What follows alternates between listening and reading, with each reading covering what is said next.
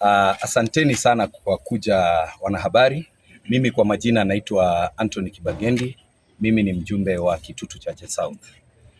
Leo tumekuwa kwenye mazishi ya my grandmother ambaye anaitwa Salome, ambaye pia ni mama ya gavana wetu wa kwanza wa jimbo la Kisii.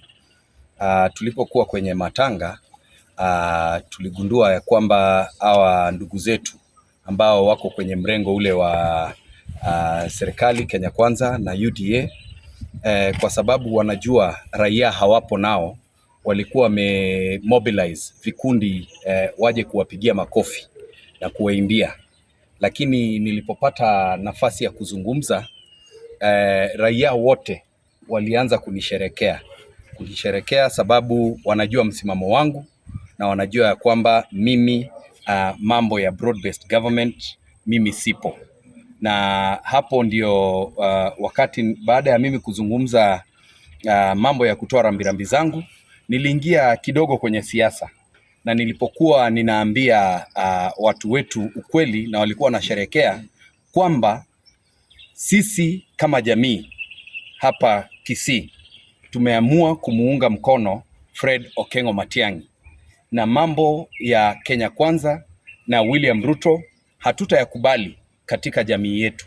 Hayo yaliweza kumkasirisha mjumbe wa Kitutu Chache North, ambaye hata yeye mwenyewe alikuwa ameona ana uhusiano mzuri na wapiga kura wa kule, hata kama ni constituency yake, watu wako na Fred Matiang'i.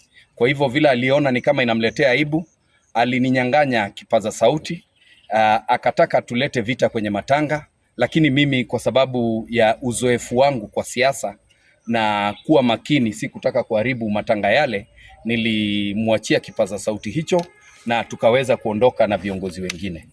Kitu ningependa kusema, hatutakubali William Ruto aendelee kujaribu kuleta vurugu huku kwetu Kisii. Na ndio maana mimi naambia watu wetu wa Kisii, tuungane, tuwe kitu kimoja na tusijaribu kuwa separated. Sababu ukiona Ruto anatuma watu mpaka kwenye mazishi kujaribu kupigia wale ambao wanampigia debe Fred Matiang'i kelele, hiyo inamaanisha wameishiwa na mafikira. Lakini leo wamegundua hiyo pesa za wizi zile ambazo wanatoa Nairobi, zile ambazo tunatoa ushuru wetu, ambazo wanapea watu, wamegundua leo kwamba fedha hizo haziwasaidii. Sababu watu wote waliposikia ninazungumza juu ya Matiang'i walifurahia.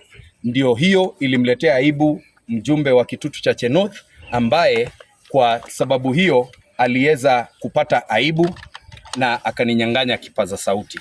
Lakini tuseme kwamba sisi hatutishwi, na sisi we are not intimidated by these weak people.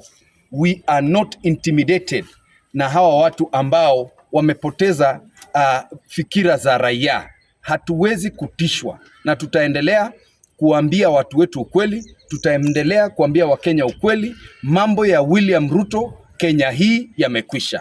Mambo ya William Ruto hapa Kisii na Nyamira yamekwisha. Na watu wetu na waomba tuungane. Hawa watu wakileta upuzi wakati mwingine tuwasukume kabisa. Hatuwezi kukubali watu wakuje kumfanyia Matiang'i cheche hapa kwetu. Hatuwezi kubali watu wakuje kumdharau Matiang'i hapa kwetu. Wewe kama uko na mtu kwenu, enda ukafanye huko kwenu. Wewe Ruto haujaona tukituma watu waende kukufanyia cheche kule kwenu Rift Valley. Kalonzo hamjaona tukituma mtu aende kumfanyia cheche kule Ukambani. Raila Odinga tunamheshimu na anafanya vitu zake kule Luo Nyanza, hatujatuma mtu amletee cheche. Ndio ninawaambia wale ambao mnamsupport William Ruto hapa Kisii, hatutakubali. Kwenda mbele tutasukumana, na kama mnataka tukanyagane tutakanyagana, na hatuogopi kusema hivyo. Heshima lazima idumu. Asanteni sana.